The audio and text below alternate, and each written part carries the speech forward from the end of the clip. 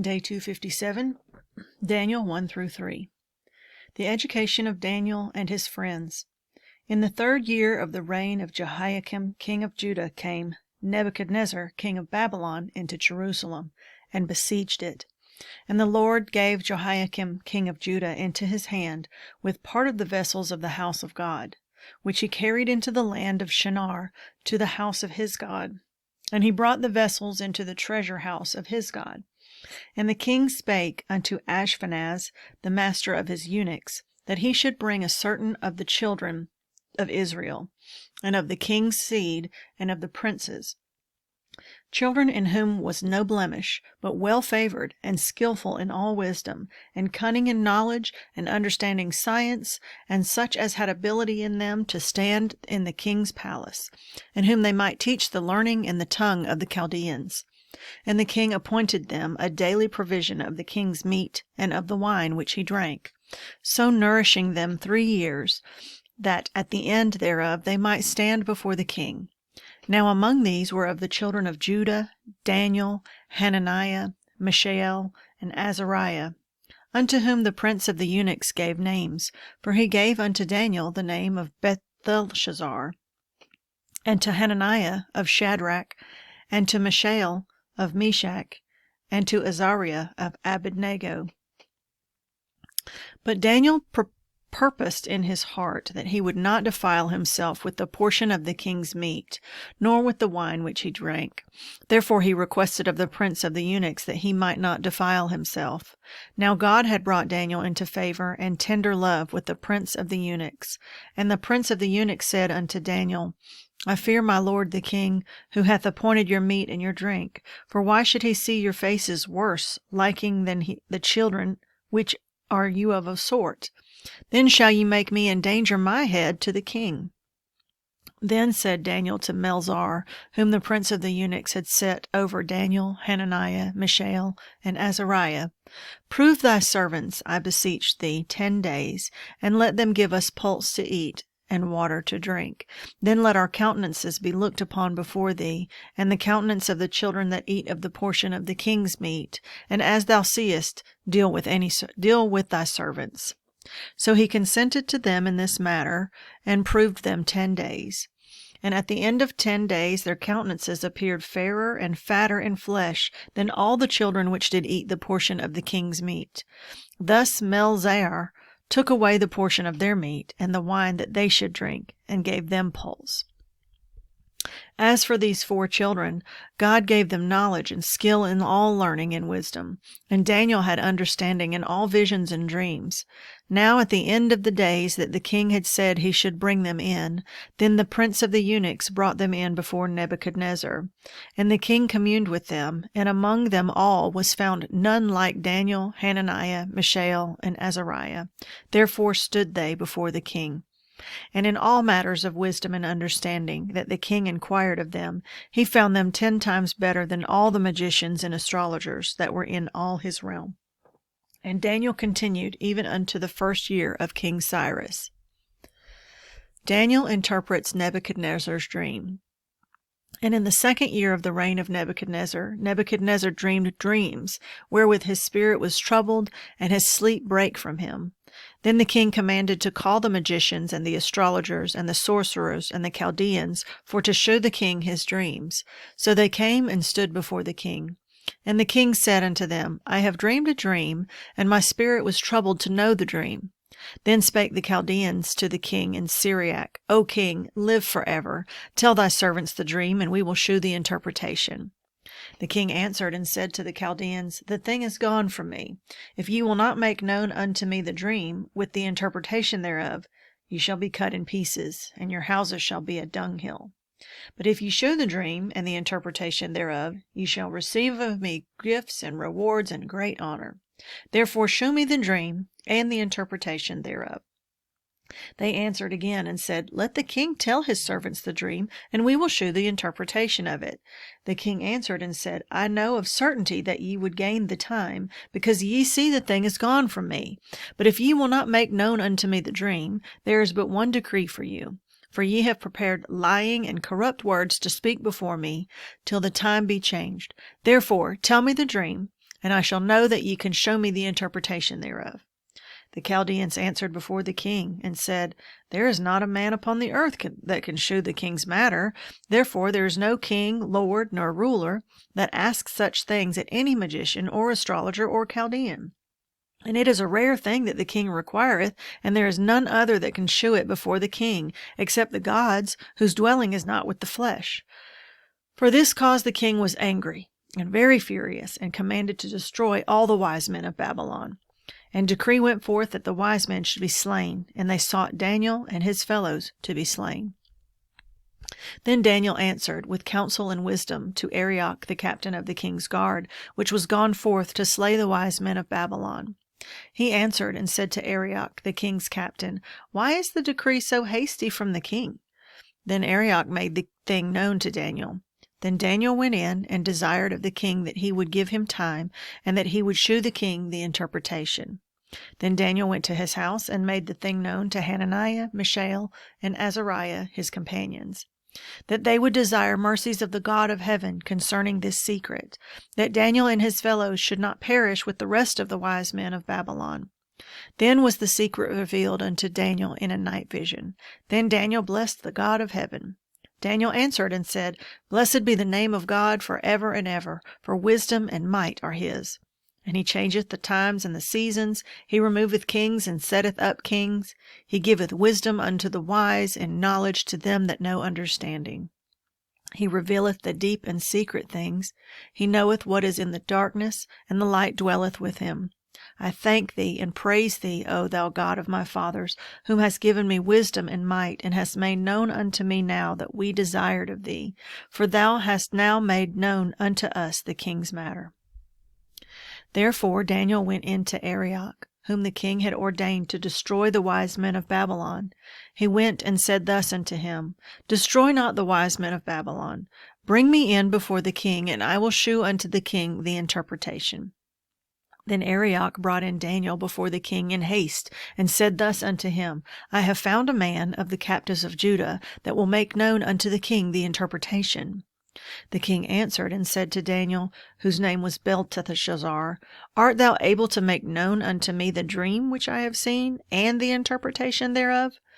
Daniel answered in the presence of the king, and said, The secret which the king hath demanded cannot the wise men, the astrologers, the magicians, the soothsayers, show unto the king. But there is a God in heaven that revealeth secrets, and maketh known to the king Nebuchadnezzar what shall be in the latter days. Thy dream, and the visions of thy head upon thy bed, are these. As for thee, O king, thy thoughts came into thy mind upon thy bed, what should come to pass hereafter. And he that revealeth secrets maketh known to thee what shall come to pass.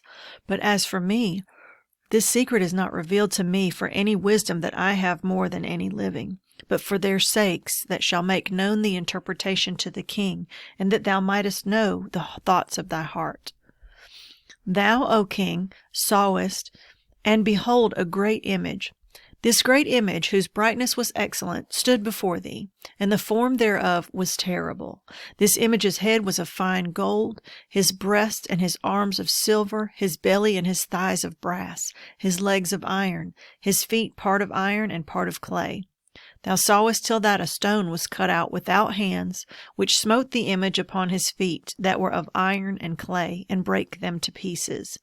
Then was the iron, the clay, the brass, the silver, and the gold broken to pieces together, and became like the chaff of the summer threshing floors. And the wind carried them away, that no place was found for them. And the stone that smote the image became a great mountain, and filled the whole earth. This is the dream, and we will tell the interpretation thereof before the king. Thou, O king, art a king of kings, for the God of heaven hath given thee a kingdom, power, and strength, and glory. And wheresoever the children of men dwell, the beasts of the field and the fowls of the heaven hath he given into thine hand, and hath made thee ruler over them all. Thou art this head of gold.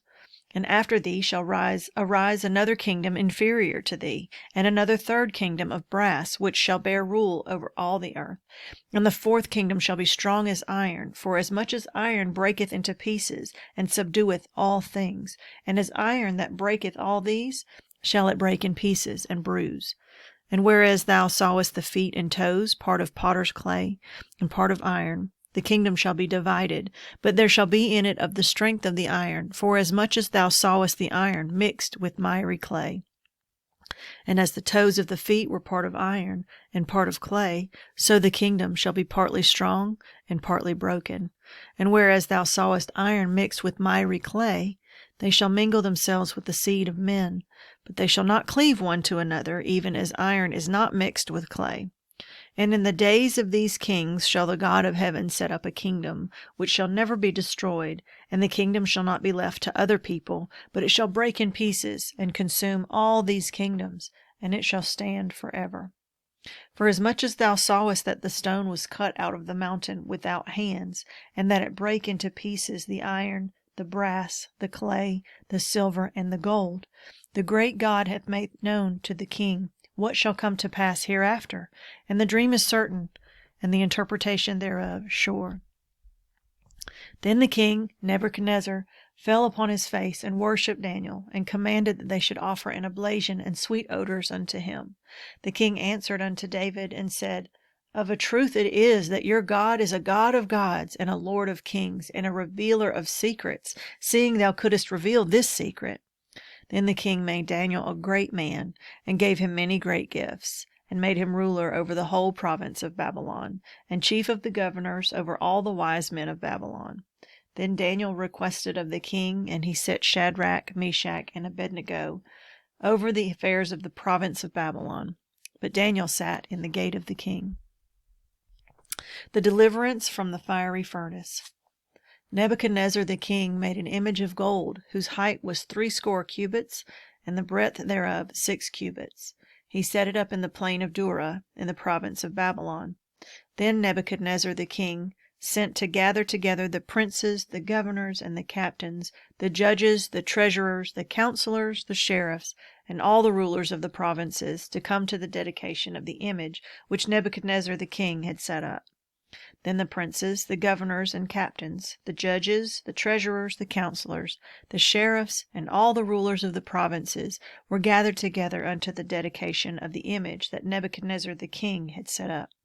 And they stood before the image that Nebuchadnezzar had set up. Then an herald cried aloud, To you it is commanded, O people, nations, and languages, that at what time ye hear the sound of the cornet, flute, harp, sackbut, psaltery, dulcimer, and all kinds of music, ye fall down and worship the golden image that Nebuchadnezzar the king hath set up. And whoso falleth not down and worshippeth shall come the same hour to be cast in the midst of a burning fiery furnace. Therefore at that time, when all the people heard the sound of the cornet, flute, harp, sackbut, psaltery, and all kinds of music, all the people, the nations, and the languages fell down and worshipped the golden image that Nebuchadnezzar the king had set up. Wherefore at that time certain Chaldeans came near, and accused the Jews. They spake and said to the king Nebuchadnezzar, O king, live forever. Thou, O king, hast made a decree that every man that shall hear the sound of the cornet, flute, harp, sackbut, psaltery, and dulcimer, and all kinds of music, shall fall down and worship the golden image. And whoso falleth not down and worshippeth, that he should be cast into the midst of a burning fiery furnace. There are certain Jews whom thou hast set over the affairs of the province of Babylon, Shadrach, Meshach, and Abednego. These men, O king, have not regarded thee. They serve not thy gods, nor worship the golden image which thou hast set up. Then Nebuchadnezzar, in his rage and fury, commanded to bring Shadrach, Meshach, and Abednego. Then they brought these men before the king. Nebuchadnezzar spake and said unto them, Is it true, O Shadrach, Meshach, and Abednego? Do not ye serve my gods, nor worship the golden image which I have set up? Now if ye be ready, that at what time ye hear the sound of the cornet, flute, harp, sackbut, psaltery, and dulcimer, and all kinds of music, ye fall down and worship the image which I have made, well. But if ye worship not, ye shall be cast the same hour into the midst of a burning fiery furnace. And who is that God that shall deliver you out of my hands? Shadrach, Meshach, and Abednego answered and said to the king, O Nebuchadnezzar, we are not careful to answer thee in this matter. If it be so, Our God whom we serve is able to deliver us from the burning fiery furnace, and he will deliver us out of thine hand, O king. But if not, be it known unto thee, O king, that we will not serve thy gods, nor worship the golden image which thou hast set up. Now then was Nebuchadnezzar full of fury, and the form of his visage was changed against Shadrach, Meshach, and Abednego. Therefore he spake, and commanded that they should heat the furnace 17 times more than it was wont to be heated. And he commanded the most mighty men that were in his army to bind Shadrach, Meshach, and Abednego, and to cast them into the burning fiery furnace. Then these men were bound in their coats, their hosen, and their hats, and other garments, and were cast into the midst of the burning fiery furnace. Therefore, because the king's commandment was urgent, and the furnace exceeding hot, the flame of the fire slew those men that took up Shadrach, Meshach, and Abednego. And these 3 men, Shadrach, Meshach, and Abednego, fell down, bound into the midst of the burning fiery furnace. Then Nebuchadnezzar the king was astonied, and rose up in haste, and spake, and unto his counselors, Did not we cast the 3 men bound into the midst of the fire? They answered and said to the king, True, O king. He answered and said, Lo, I see 4 men loose, walking in the midst of the fire, and they have no hurt, and the form of the 4th is like the Son of God. Then Nebuchadnezzar came near to the mouth of the burning fiery furnace, and spake, and said, Shadrach, Meshach, and Abednego, ye servants of the Most High God, come forth and come hither. Then Shadrach, Meshach, and Abednego came forth of the midst of the fire. And the princes, governors, and captains, and the king's counselors, being gathered together, saw these men, upon whose bodies the fire had no power, nor was an hair of their head singed, neither were their coats changed, nor the smell of fire had passed on them. Then Nebuchadnezzar spake and said, Blessed be the God of Shadrach, Meshach, and Abednego, who hath sent his angel, and delivered his servants that trusted in him, and have changed the king's word, and yielded their bodies, that they might not serve nor worship any god except their own God. Therefore I make a decree, that every people, nation, and language which speak anything amiss against the God of Shadrach, Meshach, and Abednego shall be cut in pieces, and their houses shall be made a dunghill, because there is no other God that can deliver after this sort. Then the king promoted Shadrach, Meshach, and Abednego in the province of Babylon.